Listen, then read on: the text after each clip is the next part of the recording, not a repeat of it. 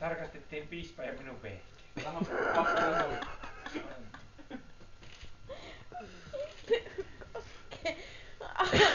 Oho.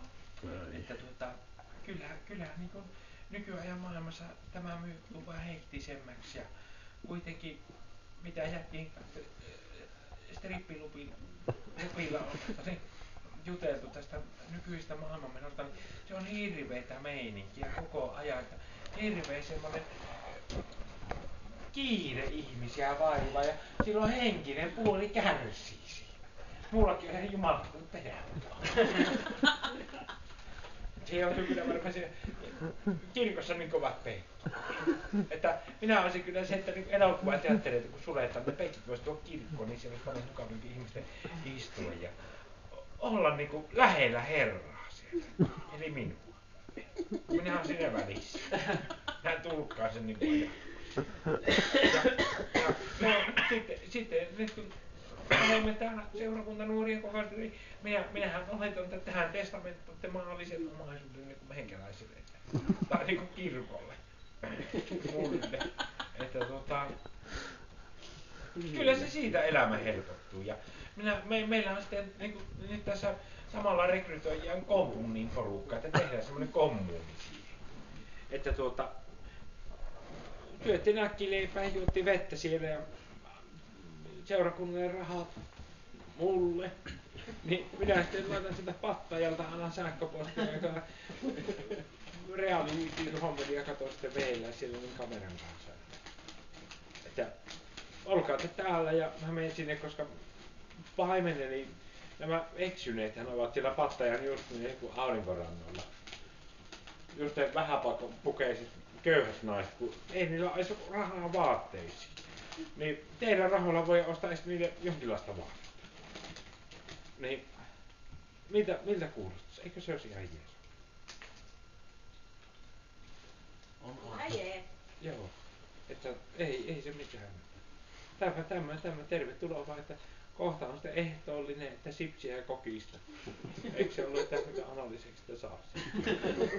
Että sehän on semmoinen makkarakin, jos tarjolla 2 pötköä, sehän voi jakaa sitä monemmeksi. Saa kivoja sliceja. Jos ei joku muu parempaan keksi käyttää sitä. Minä tietysti, mutta ei pysty.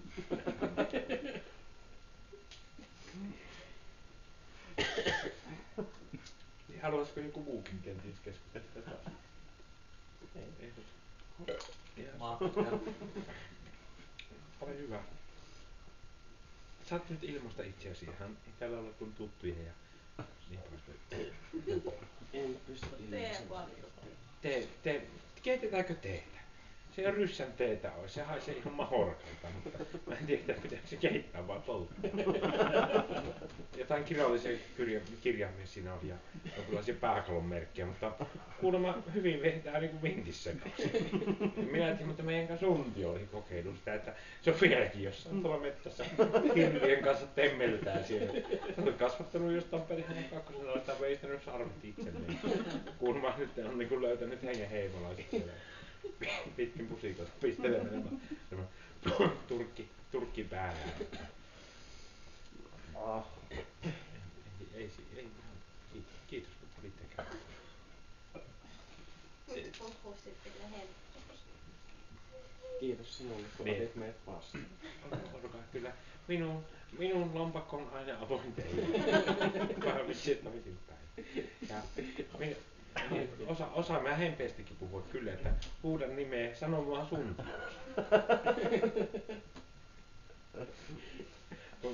Tämähän on tää kirkonmiehenä eläminen semmonen, että niin kun olin luostarissa hiljehtimässä 12 vuotta, niin kerran vuoteen kohokohtaan oli juhannus, vappu, joulu sekä kun päästiin nunnan luostarissa käymään.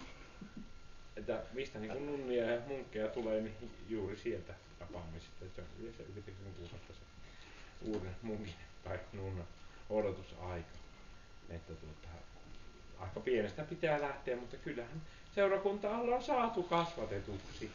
Ainut vaan, että kun kaikki muistuttavat minua, niin se vähän huolestuttaa tässä seurakunnassa. Mutta ei, suunta on parempaan päin, kyllä niitä sentään hiukset kasvaa. Ja osa tytöistä ei ole niinkään pitkää partaa.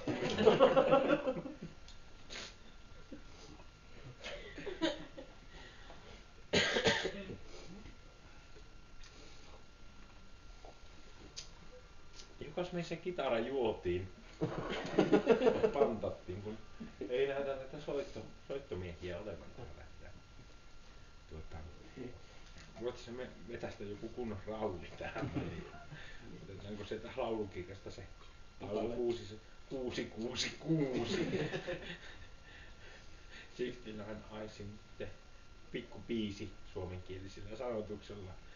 Vittu mä sua tykkää, hevi mut parantaa ja saatana meidät pelastaa. Lauletaanko yhteen?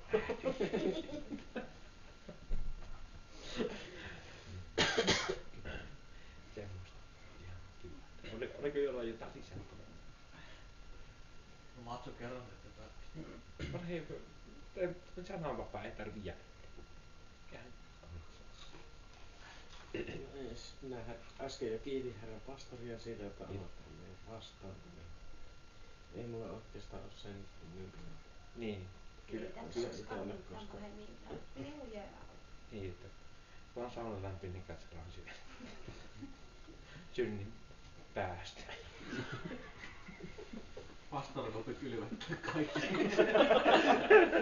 Yksi kerralla. Minä voin kylvettää teidät yksi kerralla, että siinähän samassa tuli se löylytys ja kaste.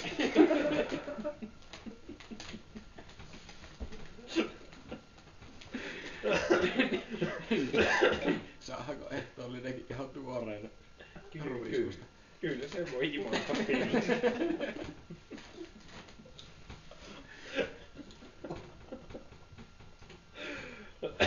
No niin. Siellähän se saunamakara lämmin kiuas. Kohta päästään